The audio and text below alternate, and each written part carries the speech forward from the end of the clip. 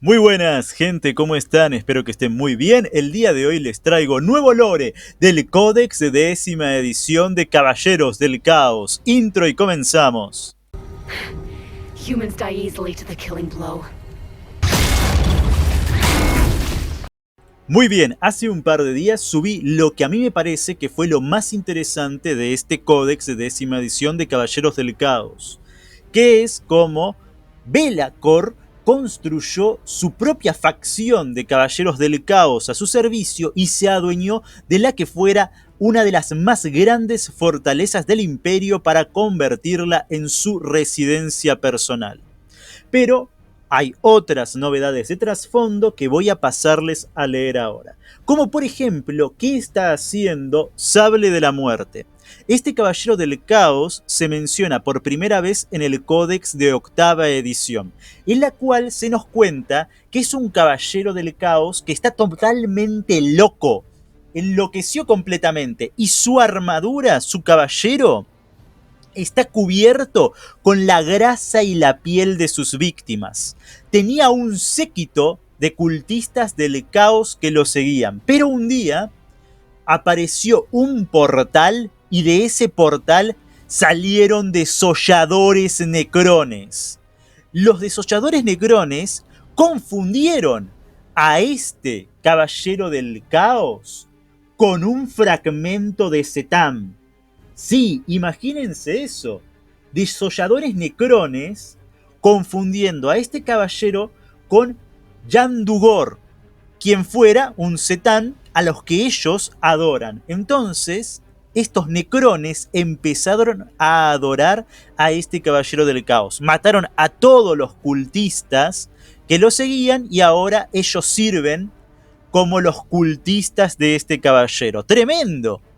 Básicamente sigue siendo una creación humana, es un caballero, es una máquina, tiene un piloto totalmente enloquecido, pero un humano, al fin y al cabo, a pesar de la corrupción del caos, todo lo que queramos, pero que desolladores necrones lo adoran como si fuera un Setam. Ahora se nos cuenta que este desollador, o estos desolladores que siguen a este caballero del caos, han aparecido en el Nexo Paria y allí están realizando sus matanzas. Así que, una vez más, se nos vuelve a nombrar el Nexo Paria, se nos nombra a una nueva fuerza destructora homicida que ha entrado al Nexo Paria para causar estragos. Algo muy muy interesante. Luego tenemos la guerra civil en la casa Gernox. Un noble estaba a punto de tomar el control de su caballero y se sentó, como siempre pasa en este tipo de rituales, en el trono Mechanicum. Ahí, por lo general, o te aceptan los espíritus de los antepasados, este espíritu máquina corrompido, oscuro, etc., para que comandes el caballero, o también te pueden matar. Pero en esta ocasión, uno de los espíritus que habitaban el caballero se adueñó del cuerpo de este noble. Y así revivió el alto rey Gestavian. Gestavian, con este nuevo cuerpo, decidió retomar el control de la casa Gernox. Y ahora hay otros nobles de la casa que siguen al alto rey revivido en esta guerra civil por el control de esta casa que controla varios planetas. Se nos dice que tienen su pequeño imperio de varios mundos bajo su control. Una vez más, el caos lucha contra el caos, típico de ellos. También tenemos un poco más de información sobre la casa Madrakor. Esta casa participó en la lucha por Sanguaterra, que aunque han ganado la primera batalla las fuerzas del caos, todavía hay remanentes de fuerzas imperiales combatiendo. Pero a pesar de que esta casa Madrakor había jurado lealtad a Abaddon, algunos nobles de la casa dicen que no confían en el Señor de la Guerra ni en sus seguidores de la Legión Negra. Ellos siempre son como muy paranoicos, piensan que los van a traicionar y todo esto. Entonces, decidieron seguir su propia cruzada, aunque no se sabe cuáles son sus objetivos, para demostrar que ellos son los verdaderos herederos del honor de su casa. Entonces tenemos esta otra casa de Caballeros del Caos dividida entre quienes siguen al Señor de la Guerra de la Legión Negra y quienes han decidido seguir su propio camino en sus propias luchas particulares. Ahora, uno de los puntos que más me han llamado la atención y es una guerra entre una flota funesta. Recordemos, las flotas funestas aparecieron junto con Bashtor. Eran estas fuerzas que buscaban los fragmentos para construir la llave, para hacer el motor nodal y todo esto. Es decir, las flotas funestas que iban con arcas del augurio. Bueno, se nos dice que una flota funesta dirigida por la casa Gendril entró en guerra contra la Liga Mayor de Turia, una de las más importantes ligas de los Votann.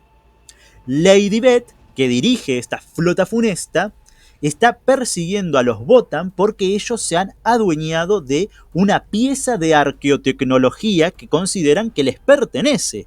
Entonces han dirigido a la flota funesta al mismo núcleo galáctico, al imperio de los Votann. Y han entrado en guerra con la Liga Mayor de Turia y se dice que la guerra es tremenda. Las fuerzas del caos están luchando contra colosos gigantescos y tanques fortalezas super pesados. Es una batalla titánica entre las fuerzas del caos y las fuerzas de la Liga Mayor de Turia, pero se nos dice que la Liga Mayor de Turia tiene mucho poder y las fuerzas del caos están siendo derrotadas, pero a pesar de que están siendo derrotadas, de que sufren grandes bajas, Lady Beth y sus seguidores siguen combatiendo a las fuerzas de los Votann. Esto es muy interesante porque ahí tenemos una batalla entre fuerzas del caos y una fuerza muy importante de los Xenos, como son las Ligas de los Votann, en una batalla en el propio centro del poder de los Votann, el núcleo galáctico. Eso para mí es genial y además es una flota funesta, es decir, son seguidores de Bashtor, el arquífice, y los Votann básicamente son gobernados por inteligencias artificiales. Uno se preguntaría, ¿qué podría pasar si Bashtor se manifestara en esta guerra? Que no lo va a hacer. Ya de una se los digo, Bashtor está muy ocupado en el Nexo Paria concretando su gran plan para trascenderse en un nuevo dios del caos. Pero hubiera sido lindo ahí tener la posibilidad de, imaginémonos que Bashtor aparece ahí y empieza a controlar a los Votann y todo esto, pero no va a pasar. Pero está bueno ver esto, ¿no? Fuerzas de Bashtor peleando contra los Votann. Excelente. Para terminar, corríjanme si me equivoco, según tengo entendido, en mesa se puede jugar con los perros de guerra sin la necesidad de un caballero, solamente con perros de guerra.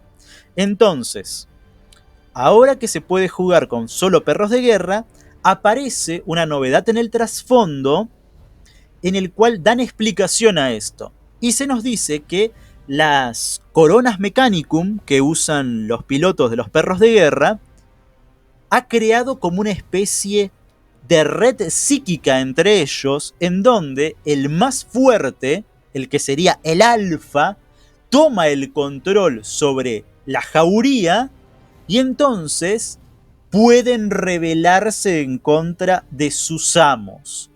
Y ahí vemos cómo grupos de perros de guerra, guiados por uno de estos alfas, luchan para liberarse del control de los nobles que luchan en sus caballeros y así formar sus propias bandas independientes. Y ahí es como tenemos a estas unidades en mesa que pueden jugar de manera independiente. Esto está muy bueno porque da una explicación en el trasfondo de lo que se ve en mesa y también nos muestra un poco cómo sería esta conexión psíquica que hay entre los diferentes perros de guerra y su alfa. Y cómo, a pesar de que ellos en un principio pensaban, vamos a luchar por la libertad, nos vamos a liberar de quienes nos controlan, etcétera, etcétera, al final siguen siendo controlados por alguien. Hay alguien dentro de su grupo que ejerce su voluntad, su poder psíquico sobre el resto de la manada. Siempre, siempre el caos encuentra los caminos para la dominación. Muy, muy interesante. Me guardo una última novedad de trasfondo para otro video porque eso también, junto con lo de Be'lakor, me parece lo más importante de este códex de 10ª edición. Espero que les haya gustado el video y como siempre les digo, por favor denle like y suscríbanse. Adiós.